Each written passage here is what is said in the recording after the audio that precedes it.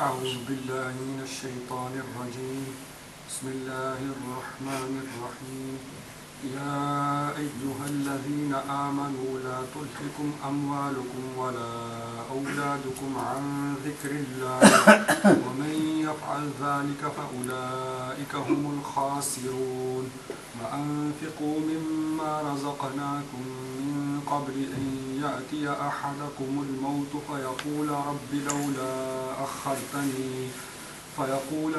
لولا أخرتني إلى أجل قريب فأصدق وأكن من الصالحين ولن يؤخر الله نفسا إذا جاء أجلها والله خبير بما تعملون.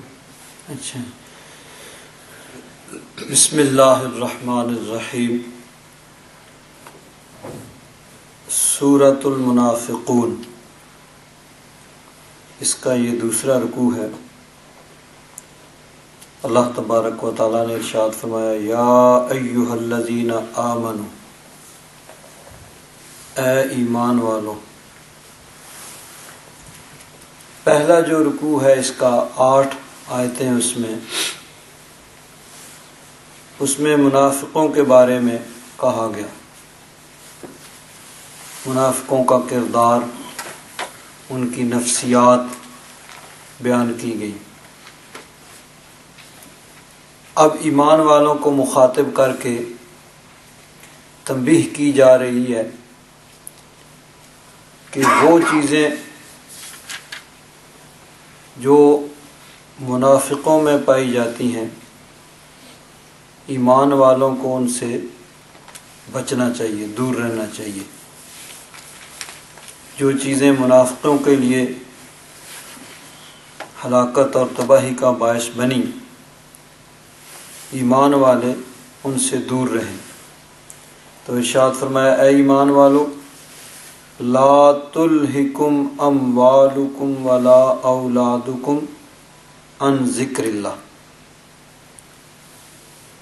تمہارے مال اور تمہاری اولاد تمہیں اللہ کے ذکر سے غافل نہ کر دیں. مال اور اولاد کی محبت یہ اللہ تبارک و تعالیٰ نے انسان کی فطرت میں رکھی ہوئی ہے. ہر انسان فطری طور پر وہ مال سے بھی محبت کرتا ہے اور اولاد سے بھی محبت کرتا ہے. بہت سی ایسی چیزیں ہوتی ہیں جن کے لیے انسان کو ترغیب دینا پڑتی ہے، اس کو بتانا پڑتا ہے، پھر وہ ان چیزوں سے محبت کرتا ہے. لیکن بہت سی چیزیں ایسی ہیں کہ جن کی محبت ہر انسان کی فطرت میں پائی جاتی ہے. اس کے لیے اس کو ترغیب دلانے کی ضرورت نہیں پڑتی، توجہ دلانے کی ضرورت نہیں پڑتی، وہ فطری طور پر یعنی اس کے اندر وہ پائی جاتی ہے. تو مال اور اولاد کی محبت یہ انسان کی فطرت میں پائی جاتی ہے، لیکن یہ محبت اللہ رسول کی محبت کے تابع رہنی چاہیے.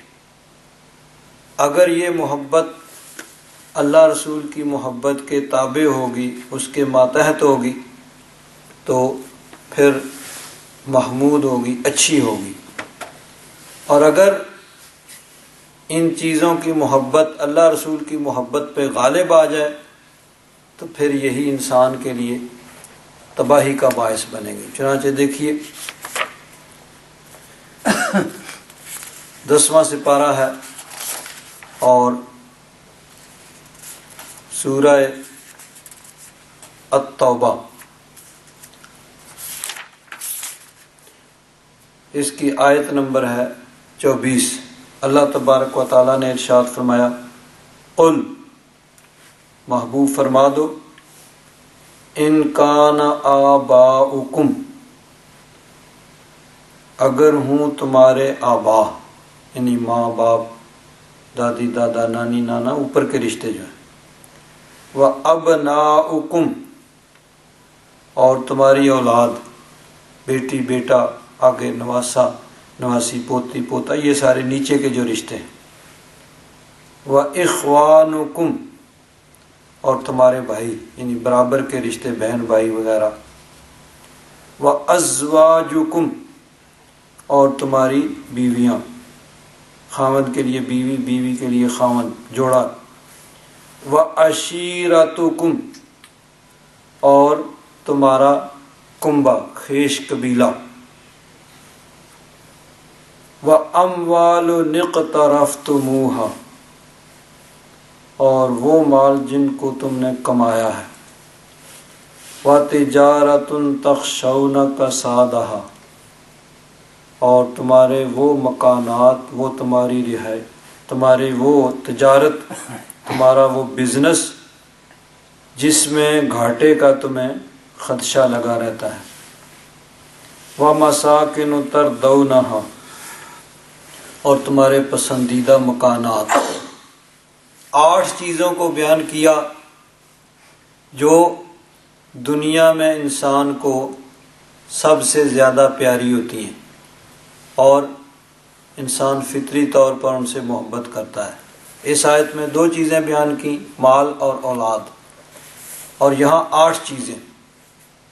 اس میں وہ 2 بھی آ گئی کہ ماں باپ، اولاد، بہن بھائی، بیوی خاوند اور خیش قبیلہ، مال جس کو انسان نے کمایا ہے، تجارت جس میں نقصان کا خدشہ ہے، اور پسندیدہ مکانات۔ ان 8 چیزوں کو بیان کرنے کے بعد فرمایا ان کان احب الیکم من اللہ ورسولہ وجہاد فی سبیلہ، اگر یہ چیزیں تمہیں زیادہ پیاری ہیں اللہ سے، اس کے رسول سے اور اللہ کی راہ میں جہاد کرنے سے، تو پھر کیا ہے؟ فَتَرَبَّصُوا حَتَّى يَأْتِيَ اللَّهُ بِأَمْرِهِ، پھر تم انتظار کرو یہاں تک کہ اللہ تبارک و تعالیٰ اپنا فیصلہ لے آئے۔ تو ان چیزوں کی محبت فطری طور پر انسان کے دل میں ہے، لیکن ان کی محبت اللہ رسول کی محبت کے ماتحت ہونی چاہیے، اللہ رسول کی محبت غالب ہونی چاہیے، ان کی محبت مغلوب ہونی چاہیے۔ جب ان کی محبت غالب آ جائے، اللہ رسول کی محبت مغلوب ہو جائے، تو پھر یہی چیزیں انسان کے لیے تباہی کا باعث بن جاتی ہیں، اور جب اللہ رسول کی محبت غالب رہے تو پھر یہی چیزیں انسان کے لیے دنیا میں بھی اس کے لیے بہتر ہیں، اس کے لیے آرام کا باعث ہیں، عزت کا باعث ہیں، اور آخرت میں بھی اس کے لیے راحت کا اور ثواب کا باعث بنے گی، جب ان کی محبت اللہ رسول کی محبت کے تابع رہے گی۔ اور اگر اللہ رسول کی محبت پہ ان چیزوں کی محبت غالب آ جائے گی تو پھر یہ چیزیں دنیا میں بھی تباہی کا باعث بنے گی، آخرت میں بھی تباہی کا باعث بنے گی۔ تو اللہ تبارک و تعالیٰ نے فرمایا اے ایمان والو، تمہارے مال اور تمہاری اولاد وہ تمہیں اللہ کے ذکر سے غافل نہ کر دیں کہ اللہ کا حکم کچھ اور ہے اور تم مال کی خاطر مال جمع کرنے کے لیے کچھ اور کر رہے ہو، اللہ کے حکم کی خلاف ورزی کر رہے ہو، جس میں تمام حرام ذرائع جن سے مال جمع کیا جاتا ہے وہ سب آ جاتے ہیں، کہ جن سے اللہ تعالیٰ نے منع کیا ہے، تو اللہ تبارک و تعالیٰ کے منع کرنے کے باوجود انسان ان کو اختیار کرتا ہے مال جمع کرنے کے لیے۔ اور اولاد کس طرح انسان کو اللہ تعالیٰ کے ذکر سے غافل کرتی ہے کہ اللہ تبارک و تعالیٰ کا حکم کچھ اور ہے اور اولاد کچھ اور کہتی ہے۔ اللہ تبارک و تعالیٰ کا حکم ہے کہ تم جائز اور حلال طریقے سے مال کماؤ، محنت کر کے کماؤ۔ اولاد کہتی ہے نہیں، ہمیں تو مال چاہیے، چاہے آپ رشوت لیں، چاہے ڈاکہ ماریں، چاہے کچھ کریں، چاہے لوگوں کو جو ہے وہ ڈرگز بیچیں، ہمیں اس سے غرض نہیں ہے، ہمیں تو مال چاہیے، ہمیں تو اچھی کوٹھی چاہیے، ہمیں تو اچھی گاڑی چاہیے، ہمیں تو اچھی چیزیں چاہیے، یہ چاہیے، وہ چاہیے، فلاں چاہیے، آپ کہاں سے لائیں، ہمیں اس سے غرض نہیں۔ تو یہ مال اور اولاد، یہ اگر ان کی محبت انسان پہ غالب آ جائے، اللہ رسول کی محبت مغلوب آ جائے، تو پھر یہ چیزیں انسان کے لیے تباہی کا باعث بن جائیں گی۔ تو اللہ تبارک و تعالیٰ نے فرمایا تمہارے مال اور تمہاری اولاد اللہ کے ذکر سے تمہیں غافل نہ کرنے۔ ایک جگہ دیکھیے، جب انسان پہ مال کی محبت غالب آتی ہے تو پھر اللہ تبارک و تعالیٰ کے حکم کو انسان فراموش کر دیتا ہے۔ اللہ تبارک و تعالیٰ نے فرمایا کہ زکوٰۃ ادا کرو، انسان اس میں کوتاہی کرتا ہے، سستی کرتا ہے، تو اللہ تبارک و تعالیٰ نے فرمایا ویل لکل ہمزۃ لمزہ، تباہی ہے ہر اس انسان کے لیے، ہمزہ کہتے ہیں جو سامنے انسان کی یعنی بے عزتی کرے، اور لمزہ جو پیٹھ پیچھے برائی بیان کرے۔ ایک وہ ہے جو سامنے تو کچھ نہیں کہتا لیکن پیٹھ پیچھے وہ برائی، یہ ایسا ہے، یہ ایسا ہے، اس میں یہ عیب ہے، اس میں یہ عیب ہے۔ اور ایک وہ بے باک ہوتا ہے جو سامنے انسان کی بے عزتی کر دیتا ہے اور اس کی یعنی عزت پہ وہ حملہ کرتا ہے۔ الذی جمع مالا وعددا، جس نے مال جمع کیا اور اس کو گنتا رہا، گن گن کے رکھا اور اللہ کی راہ میں خرچ نہیں کیا۔ اللہ تبارک و تعالیٰ نے زکوٰۃ دینے کا حکم دیا ہے، اس میں کوتاہی کی، زکوٰۃ بھی نہیں دی، اور جو ضروری اخراجات جہاں اللہ کی راہ میں خرچ کرنا ضروری ہے وہاں خرچ نہیں کیا۔ الذی جمع مالا وعددا، جس نے مال جمع کیا اور اس کو گنتا رہا۔ یحسب ان مالہ اخلدہ، وہ یہ سمجھتا ہے کہ اس کے مال نے اس کو ہمیشہ رہنے والا کر دیا۔ وہ سمجھتا ہے کہ مال ہی مال سب کچھ ہے، دنیا میں یہی ہے، جس کے پاس مال ہو وہی انسان یا ہے، باقی جو ہے وہ انسان نہیں۔ تو مال نے اس کو ہمیشہ رہنے والا بنا دیا ہے۔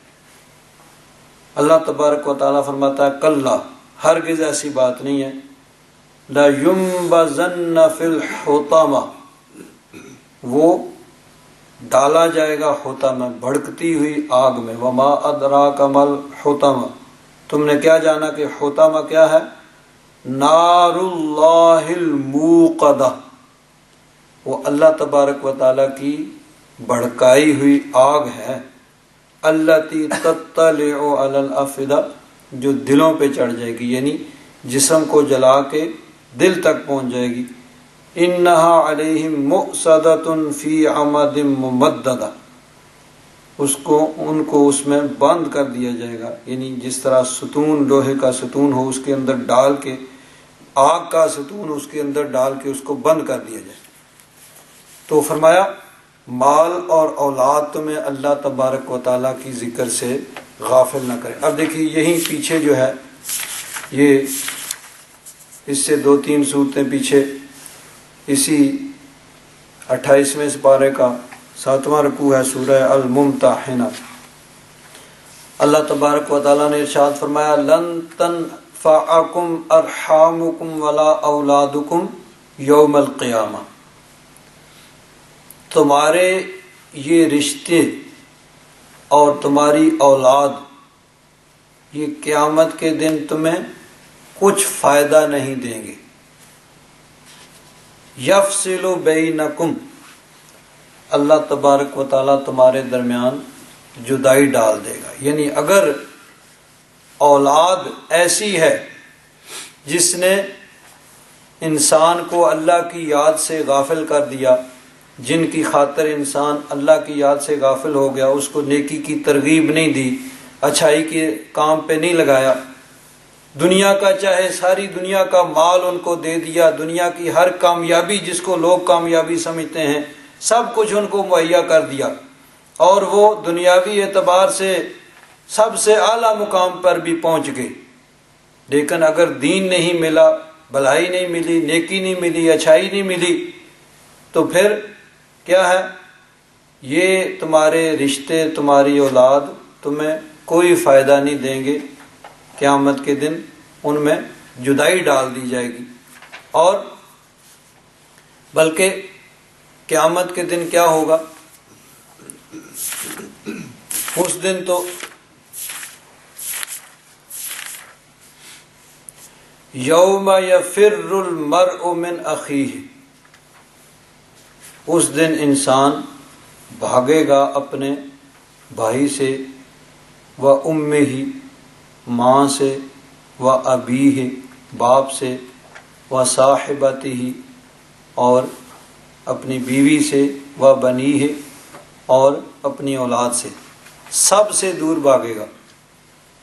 لِكُلِّ امْرِئٍ مِّنْهُمْ يَوْمَئِذٍ شَأْنٌ يُغْنِي، ہر ایک کی ایسی حالت ہوگی کہ وہ دوسروں سے اس کو بے پرواہ کر دے گی۔ اب دوسرے کسی کی کیا اس نے فکر کرنی ہے یا کیا خیال کرنا ہے، خود اپنی ایسی پڑی ہوگی کہ سب سے اس کو وہ بے نیاز کر دے گی اور سب سے اس کو وہ غافل کر دے گی۔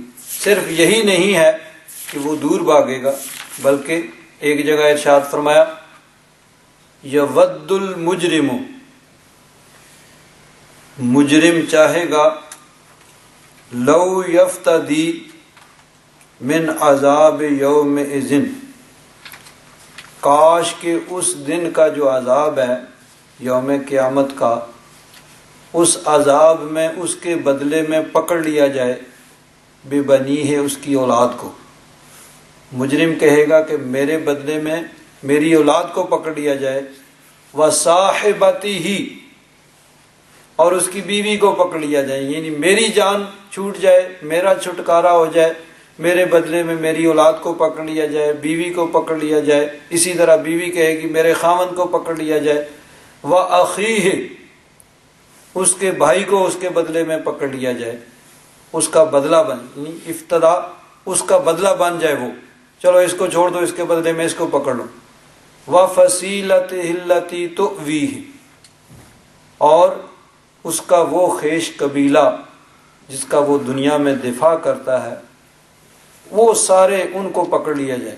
وَمَنْ فِي الْأَرْضِ جَمِيعًا، سارا مال لے لیا جائے اور میری جان چھوٹ جائے۔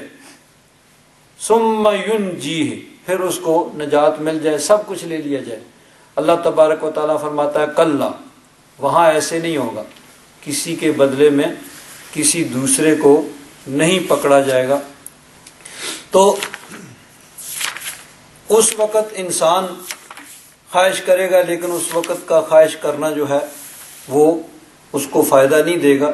اس لیے فرمایا کہ آج تمہارے پاس وقت ہے، آج ہوش کرو اور آنکھیں کھولو۔ لا تلہکم اموالکم ولا اولادکم عن ذکر اللہ، تمہارے مال اور تمہاری اولاد تمہیں اللہ کے ذکر سے غافل نہ کر دیں۔ وَمَن يَفْعَلْ ذَلِكَ فَأُولَئِكَ هُمُ الْخَاسِرُونَ، اور جس نے ایسے کیا وہی لوگ نقصان اٹھانے والے ہیں، یعنی انہوں نے بڑے گھاٹے کا سودا کیا کہ مال اور اولاد کی محبت میں انہوں نے اللہ کے ذکر سے غفلت اختیار کی، اللہ تبارک و تعالیٰ کی یاد سے، فرائض سے غافل ہو گئے۔ یہاں ذکر کی تفسیر جو ہے وہ یعنی مختلف کی گئی ہے۔ بہرحال سب کا آخر کار مطلب یہی ہے کہ اللہ تبارک و تعالیٰ کے احکام، اللہ کے احکام سے تمہیں یہ چیزیں غافل نہ کر دیں۔ اللہ تبارک و تعالیٰ نے نماز کا حکم دیا ہے، روزے کا حکم دیا، زکوٰۃ کا، حج کا، دیگر نیک احکام کا حکم دیا ہے، برائیوں سے رکنے کا اللہ تبارک و تعالیٰ نے حکم دیا ہے۔ تو یہ ذکر کی تفسیر میں یہ تمام چیزیں آ جاتی ہیں، یعنی اللہ تبارک و تعالیٰ کے اوامر و نواہی، اللہ تبارک و تعالیٰ نے جن چیزوں کا حکم دیا ہے اور جن چیزوں سے منع کیا، جن کا حکم دیا ہے ان کو بجا لاؤ اور جن سے منع کیا ان سے رک جاؤ۔ اور اگر اولاد اور مال کی محبت میں تم اللہ تبارک و تعالیٰ کے احکام سے غافل ہو گئے، اللہ تعالیٰ نے جن چیزوں کا حکم دیا ہے ان میں کوتاہی کی اور جن چیزوں سے منع کیا ہے ان کا ارتکاب کیا، تو فرمایا وَمَن يَفْعَلْ ذَلِكَ فَأُولَئِكَ هُمُ الْخَاسِرُونَ، جس نے اللہ تبارک و تعالیٰ کے ذکر سے غفلت کی، اللہ تبارک و تعالیٰ کے احکام سے غفلت کا مظاہرہ کیا، وہی لوگ نقصان اٹھانے والے ہیں۔ دنیا والوں کا معیار کچھ اور ہوتا ہے اگر کسی کا مال ضائع ہو جائے کہتے ہیں بہت زیادہ نقصان ہو گیا، کسی کی جاب جاتی رہے کہیں بڑا نقصان ہو گیا، اور لیکن اللہ تبارک و تعالیٰ فرماتا ہے اصل نقصان اٹھانے والے کون ہیں کہ جنہیں قیامت کے دن اس وجہ سے پکڑا جائے کہ مال اور اولاد کی محبت میں وہ اللہ تبارک و تعالیٰ کے احکام سے غافل ہو گئے، اللہ تبارک و تعالیٰ کے احکام کو انہوں نے پس پشت ڈال دیا، اور مال اور اولاد کی محبت ان پہ اس طرح غالب آ گئی کہ وہ ان میں پڑھ کر فرائض واجبات ان سے انہوں نے غفلت کا مظاہرہ کیا۔ وَأَنفِقُوا مِمَّا رَزَقْنَاكُمْ، اور خرچ کرو اس میں سے جو ہم نے تمہیں دیا۔ یہ اس کا جواب ہو سکتا ہے، منافقین نے کہا تھا لا تنفقوا، خرچ نہ کرو، علی من عند رسول اللہ، جو رسول اللہ صلی اللہ علیہ وسلم کے پاس ہیں ان پر خرچ نہ کرو، یعنی اللہ کی راہ میں خرچ کرنے سے انہوں نے روکا تھا۔ تو گویا اللہ تبارک و تعالیٰ نے فرمایا کہ منافقین کی باتوں پہ کان نہیں دھرو، بلکہ اللہ تبارک و تعالیٰ کے احکام کو بجا لاؤ، اللہ کے حکم کو سنو۔ اور اللہ تبارک و تعالیٰ کا حکم کیا ہے؟ وَأَنفِقُوا مِمَّا رَزَقْنَاكُمْ مِن قَبْلِ أَن يَأْتِيَ أَحَدَكُمُ الْمَوْتُ، جو ہم نے تمہیں دیا ہے اس میں سے خرچ کرو پہلے اس کے کہ تم میں سے کسی کی موت آ جائے۔ فَيَقُولُ، پس وہ کہے رب لولا اخرتنی الی اجل قریب، یا رب ذوالجلال کیوں نہیں تو نے اس کو مؤخر کیا، تھوڑی سی اور مدت، یعنی تھوڑی اور مہلت مل جائے، تھوڑا سا اور موقع مجھے مل جائے، فَأَصَّدَّقَ، پھر تو میں ضرور صدقہ کروں گا، وَأَكُن مِّنَ الصَّالِحِينَ، اور میں نیکوں میں سے ہو جاؤں گا۔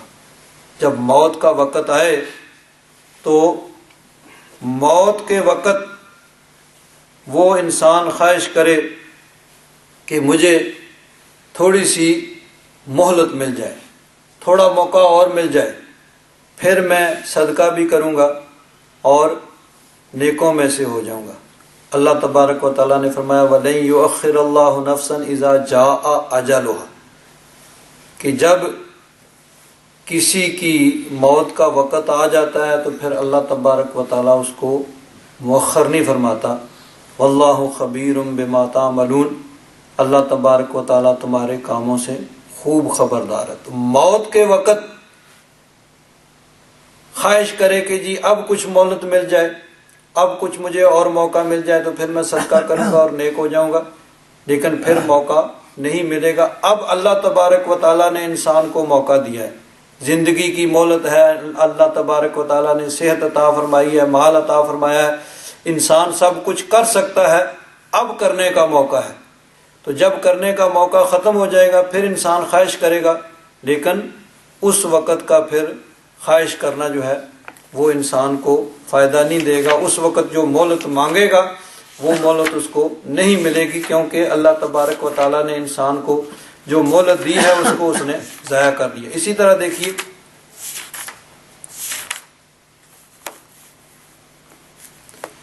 یہاں تو ہے کہ موت کا ذکر، کہ موت کے آنے سے پہلے پہلے خرچ کر لو، نیکی کر لو۔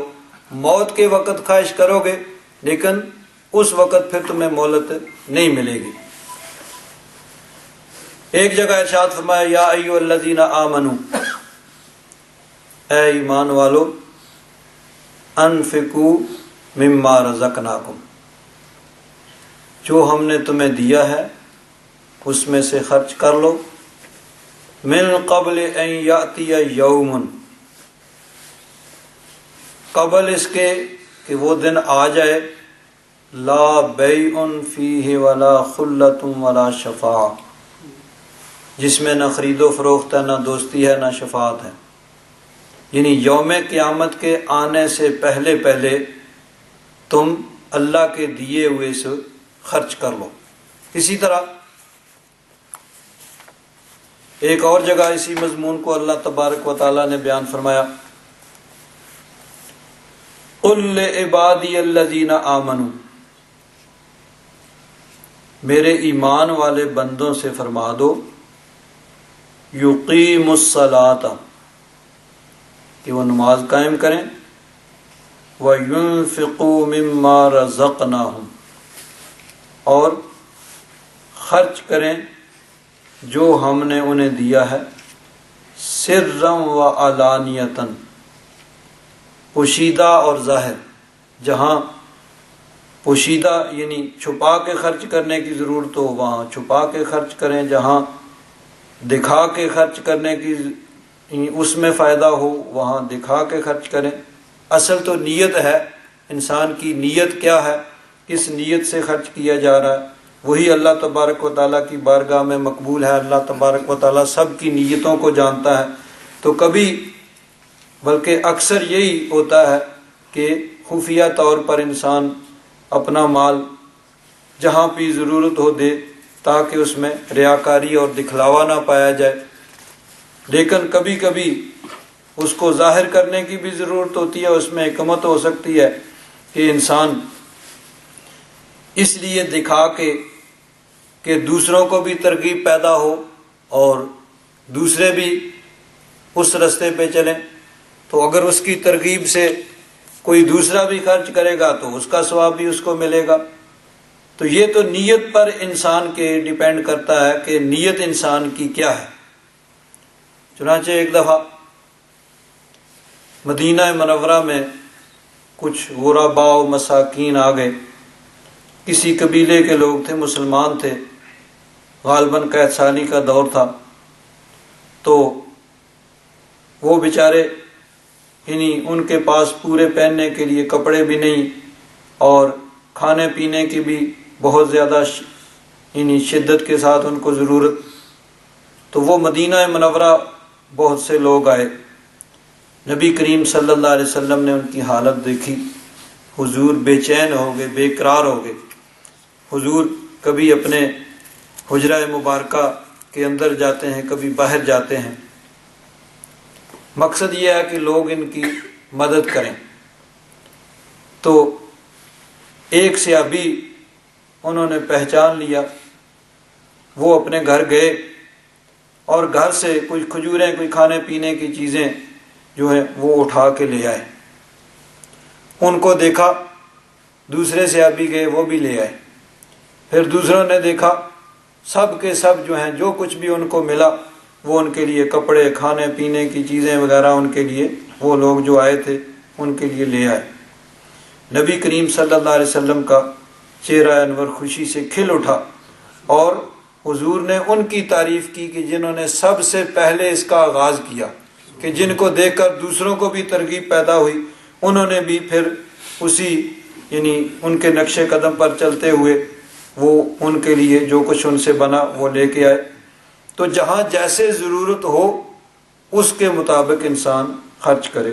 عام طور پر تو یہی ہوتا ہے کہ انسان خفیہ طور پر، پوشیدہ طور پر خرچ کرے تاکہ اس میں ریاکاری اور دکھلاوا نہ ہو اور کسی قسم کا شک و شبہ بھی پیدا نہ ہو، لیکن جہاں اعلانیہ خرچ کرنے کی ضرورت ہو وہاں اعلانیہ بھی خرچ کیا جائے۔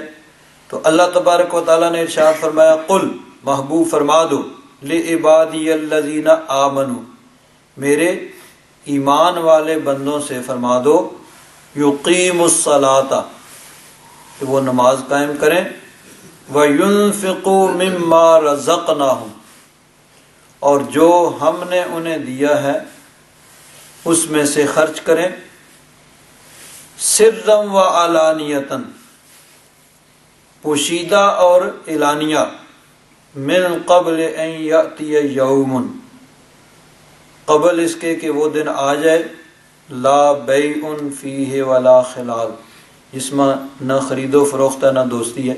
تو اس دن کے آنے سے پہلے پہلے وہ نیکی کر لیں، کہ اس دن پھر انسان جو ہے وہ خواہش کرے گا لیکن اس کا خواہش کرنا جو ہے وہ اس کو فائدہ نہیں دے گا۔ تو یہاں بھی فرمایا وَأَنفِقُوا مِمَّا رَزَقْنَاكُم مِّن قَبْلِ أَن يَأْتِيَ أَحَدَكُمُ الْمَوْتُ، موت کا دن آنے سے پہلے پہلے جو ہم نے دیا ہے اس میں سے خرچ کر لو۔ پھر یہ نہ ہو کہ موت کے وقت وہ کہے لولا اخرتنی الی اجل قریب، یا رب ذوالجلال کوئی تھوڑی سی مہلت مجھے اور دے دی ہوتی، فاصدق واکن من الصالحین، پھر تو میں صدقہ بھی کرتا اور نیک ہو جاتا۔ لیکن وَلَن يُؤَخِّرَ اللَّهُ نَفْسًا إِذَا جَاءَ أَجَلُهَا، جب کسی کی موت کا وقت آ جاتا ہے تو پھر اس میں تاخیر نہیں ہوتی، پھر مہلت نہیں ہوتی۔ اللہ تبارک و تعالیٰ نے جس کے لیے جو وقت لکھ دیا ہے اس وقت اس کی موت آئے گی، اس کے خواہش کرنے سے اس میں کسی قسم کی تاخیر یا مہلت اس کو نہیں دی جائے گی۔ واللہ خبیر بما تعملون، اللہ تبارک و تعالیٰ تمہارے کاموں سے باخبر ہے۔ اب یہ تو ہے کہ موت کے وقت انسان یہ خواہش کرے گا، اور دوسری جگہ پہ اللہ تبارک و تعالیٰ نے اسی مضمون کو ایک اور انداز میں بیان فرمایا۔ ارشاد فرمایا وَلَوْ تَرَىٰ إِذْ وُقِفُوا عَلَى النَّارِ،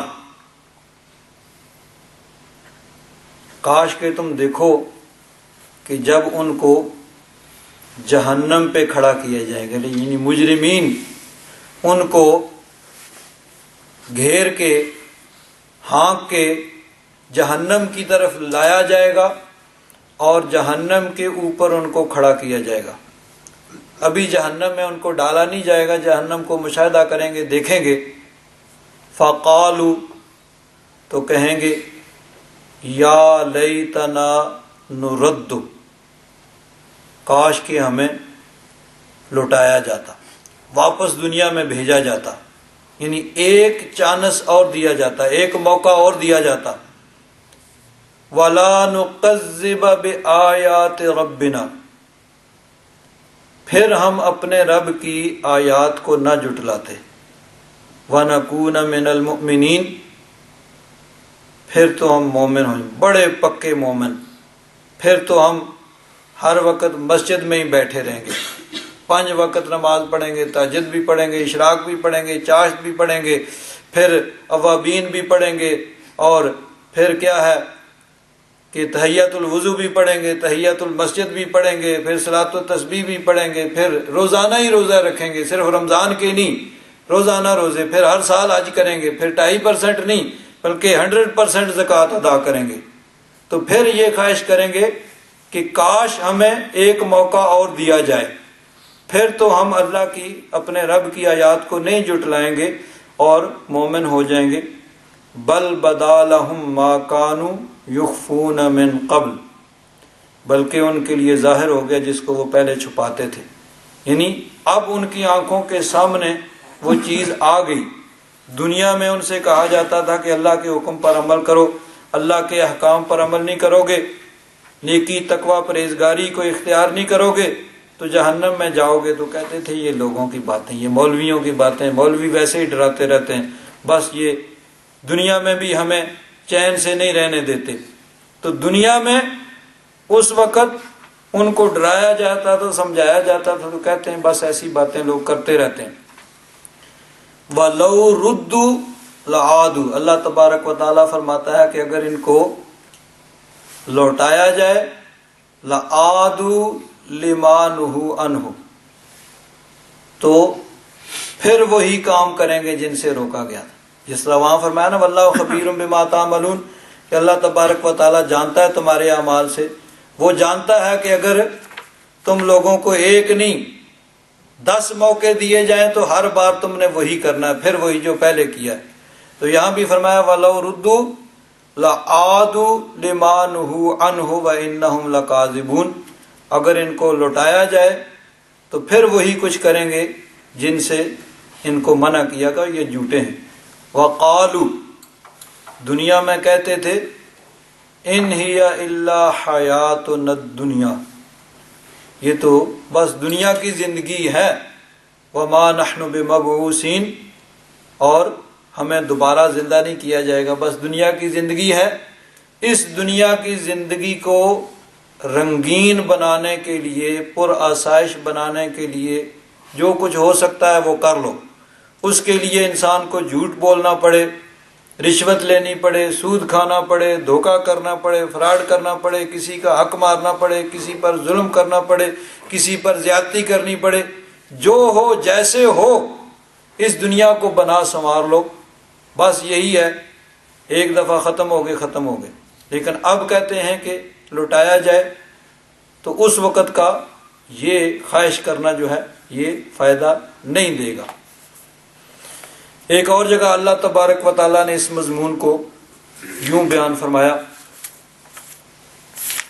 وَهُمْ يَسْتَرِخُونَ فِيهَا، یہ ہے، یہ جو اس میں سورہ المنافقون کا دوسرا جو رکوع ہے، اس میں ہے کہ موت کے وقت انسان یہ خواہش کرے گا کہ کاش مجھے مہلت دی جائے، یعنی موت جو ہے وہ مؤخر ہو جائے، موت ابھی نہ آئے، کچھ موقع مل جائے تو پھر میں جو ہے صدقہ کروں گا اور نیک ہو جاؤں گا بڑا، پھر کوئی غلط کام نہیں کروں گا، کوئی اللہ تبارک و تعالیٰ کی نافرمانی نہیں کروں گا۔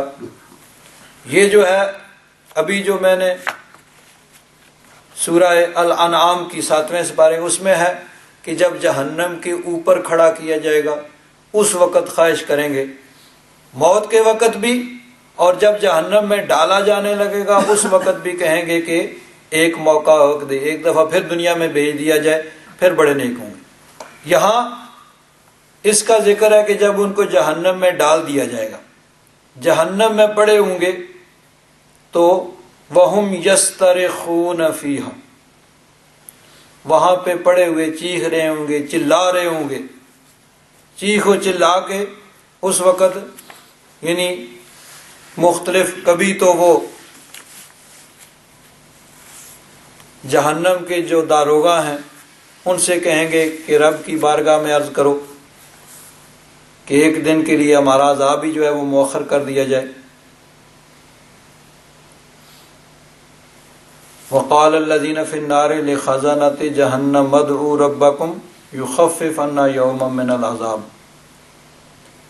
وہ کہیں گے، جہنم کے جو داروغے ہیں ان سے کہیں گے کہ رب سے عرض کرو کہ ایک دن کے لیے ہمارا عذاب جو ہے وہ ہلکا کر دیا جائے۔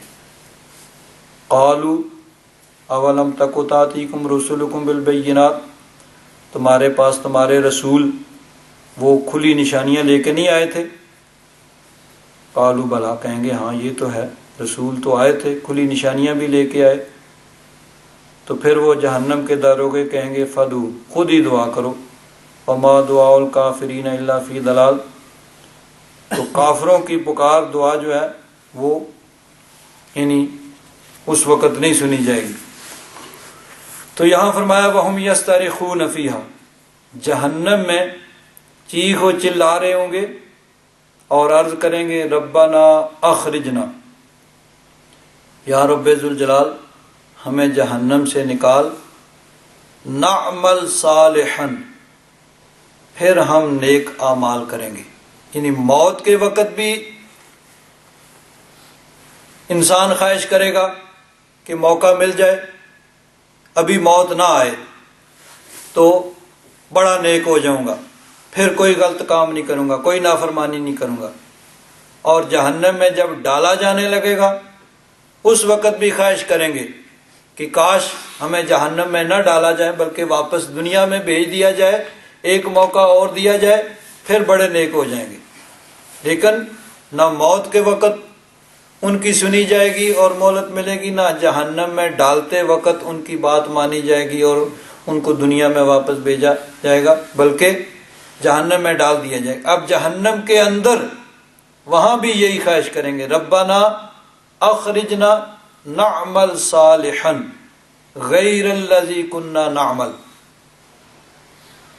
وہ اس وقت عرض کریں گے کہ اے رب ذوالجلال ہمیں اس جہنم سے نکال، ایک دفعہ پھر دنیا میں بھیج دے، ایک موقع اور عطا فرما دے، نعمل صالحا، پھر ہم نیک اعمال کریں گے۔ غیر الذی کنا نعمل، وہ نہیں جو ہم دنیا میں کرتے رہے وہ کام نہیں کریں گے، بلکہ اب نیک اعمال کریں گے اور بالکل بڑے سیدھے نیک متقی پرہیزگار بن جائیں گے۔ اس وقت ارشاد ہوگا اولم نعمرکم ما یتذکر فیہ من تذکر، کیا ہم نے تمہیں اتنی عمر نہیں دی، اتنی مہلت نہیں دی کہ جس میں جو نصیحت حاصل کرنا چاہے وہ نصیحت حاصل کر لے۔ یعنی اللہ تبارک و تعالیٰ نے انسان کو زندگی، صحت اور ہر قسم کے یعنی اسباب فراہم کیے۔ اللہ تبارک و تعالیٰ نے قرآن پاک، آسمانی کتابیں نازل فرمائیں، انبیاء کرام تشریف لائے، انبیاء کرام کے نائبین تشریف لائے جو لوگوں کو نیکی کا حکم دیتے ہیں، برائی سے روکتے ہیں، نیکی کی ترغیب دیتے ہیں۔ تو یہ ساری چیزیں اللہ تبارک و تعالیٰ نے انسان کے لیے مہیا کی۔ فرمایا اس وقت حکم ہوگا اولم نعمرکم، کیا ہم نے تمہیں عمر نہیں دی، ما یتذکر فیہ من تذکر، کہ جس میں جو نصیحت حاصل کرنا چاہے وہ نصیحت حاصل کر لے۔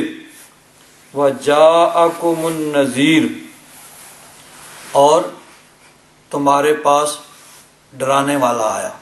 یہاں نذیر سے مراد مبلغین جو واعظ و نصیحت کرنے والے وہ بھی ہیں، اور اس میں اور اقوال بھی ہیں۔ ایک قول یہ بھی ہے کہ نذیر سے مراد ہے کہ ہم روزانہ دیکھتے ہیں کہ انسان اس دنیا سے کوچ کر رہے ہیں، آج فلاں صاحب فوت ہو گئے، آج فلاں صاحب رخصت ہو گئے جی، آج فلاں صاحب کا جنازہ اٹھ رہا ہے، آج فلاں کا جنازہ اٹھ رہا ہے۔ تو روزانہ ہم اپنی آنکھوں سے دیکھتے ہیں، کانوں سے سنتے ہیں، لیکن نصیحت حاصل نہیں کرتے کہ آج وہ گیا، کل ہماری باری، آخر ہم نے جانا ہے۔ تو نذیر سے مراد یہ بھی ہے کہ تمہارے سامنے جنازے اٹھ رہے تھے، تم اپنے ہاتھوں سے جنازے اٹھاتے تھے، اپنے ہاتھوں سے دفن کرتے تھے، لیکن ٹس سے مس نہیں ہوتے تھے، پھر وہیں پہ وہی کام، وہی جو پہلے کرتے تھے۔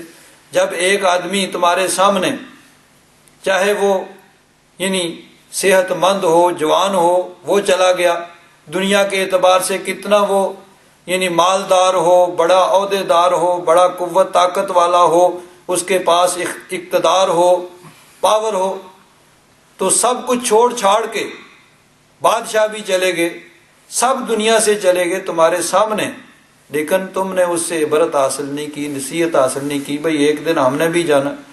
تو نذیر کی ایک تفسیر یہ بھی ہے کہ تمہارے سامنے جنازے اٹھتے رہے، تم نے اپنے ہاتھوں سے ان جنازوں کو اٹھایا، ان کو دفنایا، لیکن تم نے ان سے عبرت حاصل نہیں کی اور نیکی کی طرف راغب نہیں ہوئے، اپنی اسی ڈگر پہ تم جاری رہے۔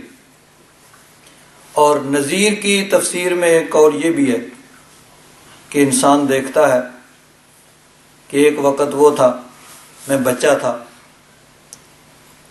سب میرے گرد ہی گھومتا تھا، سب کچھ جو بھی پروگرام بنایا جاتا ہے، اچھا جی پہلے بچے کو مد نظر رکھا جائے، اس کے مطابق پھر پروگرام بنایا جائے گا، اچھا بھی یہ کرنا ہے، اچھا بھی بچہ، اس کو دیکھ کے سارے پروگرام بنائے جاتے ہیں۔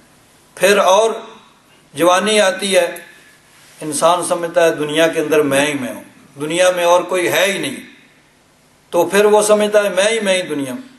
پھر اور آگے جاتا ہے، آہستہ آہستہ پھر انسان بڑھاپے کی طرف جاتا ہے، اور پھر بالوں میں سفیدی آنی شروع ہو جاتی ہے، اعضاء میں کمزوری آنی شروع ہو جاتی ہے، اپنے اعضاء انسان کے اس کے تابع نہیں رہتے، پکڑنا چاہتا ہے پکڑ نہیں سکتا ہے، کہنا کچھ اور چاہتا ہے، زبان سے کچھ اور نکلتا ہے، دماغ ساتھ نہیں دیتا ہے، تو یہ ساری چیزیں آتی ہیں۔ تو نذیر اس کا قول، اس میں ایک قول یہ بھی ہے کہ تمہارے سامنے یعنی خود تم دیکھ رہے تھے کہ تم موت کی طرف جا رہے ہو، لیکن اس سے بھی عبرت حاصل نہیں کرتے، تو اس سے سفید بال جو ہیں یہ بھی قول مراد لیا گیا ہے کہ تمہارے پاس نذیر آیا، یعنی تم خود دیکھ رہے تھے کہ تم موت کے قریب ہوتے جا رہے ہو، لیکن تم عبرت حاصل نہیں کر رہے تھے۔ تو حضرت عارف کھڑی سرکار میاں صاحب رحمۃ اللہ تعالی علیہ نے بھی اسی چیز کو بیان کیا ہے. فرماتے ہیں کالے بال مسافر ہوئے تے چٹیاں نے ڈیرے لائے.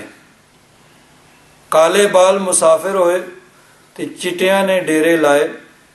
اکھیں کھول محمد بخشا موت سنیڑے نے لائے. کہ موت جو ہے وہ پیغام بھیج رہی ہے کہ آنکھیں کھولو. موت جو ہے وہ پیغام بھیج رہی ہے کہ میں قریب آ رہی ہوں، لیکن انسان ٹس سے مس نہیں ہوتا.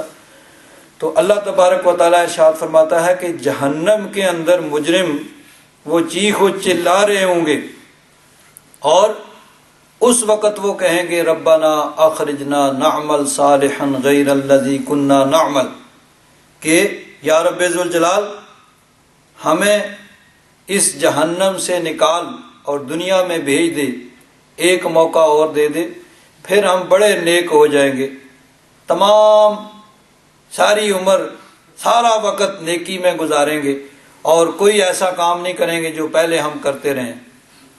اس وقت حکم ہوگا اولم نعمرکم ما یتذکر فیہ من تذکر، کیا ہم نے تمہیں اتنی عمر نہیں دی تھی کہ جس میں جو نصیحت حاصل کرنا چاہے وہ نصیحت حاصل کر رہے. وجاءکم النذیر، اور تمہارے پاس ڈرانے والا بھی آیا. فذوقوا فما للظالمین من نصیر، بس اب چکھو اس جہنم کا مزہ، ظالموں کے لیے کوئی مددگار نہیں ہے. تو موت کے وقت انسان خواہش کرے گا کہ کاش موت جو ہے وہ کچھ مؤخر ہو جائے، لیکن اس وقت کا خواہش کرنا وہ انسان کو فائدہ نہیں دے گا. پھر جہنم میں جب ڈالا جانے لگے گا اس وقت بھی خواہش کریں گے کہ جہنم میں نہ ڈالا جائے، دنیا میں واپس بھیج دیا جائے، پھر بڑے نیک ہو جائیں گے، لیکن وہ بھی نہیں. جہنم کے اندر سے بھی خواہش کریں گے کہ ایک موقع اور مل جائے، بڑے نیک ہو جائیں گے، لیکن موقع یہ ہے انسان کے پاس جو اللہ تبارک و تعالیٰ نے دیا ہے، اور یہ موقع ایک ہی مرتبہ ملا ہے، لیکن اللہ تبارک و تعالیٰ انسان کو اس کی عمر کے اعتبار سے جتنی بھی اس کی عمر ہے یہ موقع دیتا ہے کہ اس میں تمہارے پاس موقع ہے، جتنی چاہے نیکی کر لو، یہی ہے جو تمہیں آگے چل کے کام آنے والی ہے. بزرگان دین نے ایک واقعہ، ایک مثال کے ذریعے اس کو بیان کیا ہے کہ دنیا میں انسان وہ اس کو سمجھایا جاتا ہے، کہا جاتا ہے تو اس کو انسان معمولی سمجھ کے نظر انداز کر دیتا ہے. تو بزرگوں نے ایک واقعہ بیان کیا ہے، ایک مثال بیان کی ہے کہ سکندر اعظم، اس کو کسی نے کہا کہ تمہاری، اس کی پوری دنیا پہ حکومت تھی، کسی نے کہا کہ تمہاری حکومت کے اندر ہی ایک ایسا چشمہ ہے جس کو چشمہ آب حیات کہا جاتا ہے، جس کا جو پانی پی لے وہ کبھی نہیں مرتا. اس نے کہا چلو ہم ڈھونڈتے ہیں. اب وہ چل پڑا، فوج کا دستہ ہے، ساتھ لشکر ہے، اراکین سلطنت بھی ساتھ ہیں. چلتے چلتے ایسی جگہ پہ پہنچ گئے جہاں اندھیرا ہی اندھیرا ہے. یعنی اندھیرا یہ نہیں کہ رات ہے ختم ہو جائے گی. اب اس کی بات بھی سمجھ آتی، جیسے کہتے ہیں کہ دنیا میں ایسی جگہ بھی ہے جہاں 6 مہینے تک رات رہتی ہے، 6 مہینے تک دن رہتا ہے. تو کہیں ایسی جگہ ہی پہنچ گئے. تو انہوں نے کہا کہ ہم تو چلے تھے زندگی کی تلاش میں، لیکن موت کی منہ میں آ گئے، چلو کسی طریقے سے یہاں سے باہر نکلو. چلو وہ چشمہ آب حیات نہیں ملے، جو زندگی ہے یہ تو گزرے، یہاں تو موت کے منہ میں آ گئے. تو اب وہاں سے وہ جا رہے ہیں اور ٹھوکریں کھا کے گرتے ہیں، اندھیرا ہے، کچھ نظر نہیں آتا. تو کسی نے کہا کہ اے بادشاہ اور بادشاہ کے ساتھ آنے والوں، یہ جو تمہارے پاؤں میں پتھر ہیں نا جن سے ٹھوکریں کھا کے تم گر رہے ہو، یہ کوئی پتھر نہیں ہیں، یہ ہیرے جواہرات ہیں ان کو تم اٹھا لو تو یہ تمہارے کام آئیں گے۔ اب ان کے 3 گروہ ہو گئے۔ ایک گروہ نے کہا بھئی پہلے ہی موت کے منہ میں ہیں، پتہ نہیں ہے بھی نہیں تو ویسے ہی خواہ مخواہ اور مصیبت میں پڑ جائیں، شکر کریں گے یہاں سے نکلیں، تو یہ پتہ نہیں ہے کہ نہیں، اب کسی کے کہنے پہ ہم یوں ہی ان کو اٹھا لیں۔ کچھ لوگوں نے کہا چلو تھوڑے سے اٹھا لیتے ہیں، اگر ہوئے تو ٹھیک ہے کام آئیں گے، نہیں تو پھینک دیں گے۔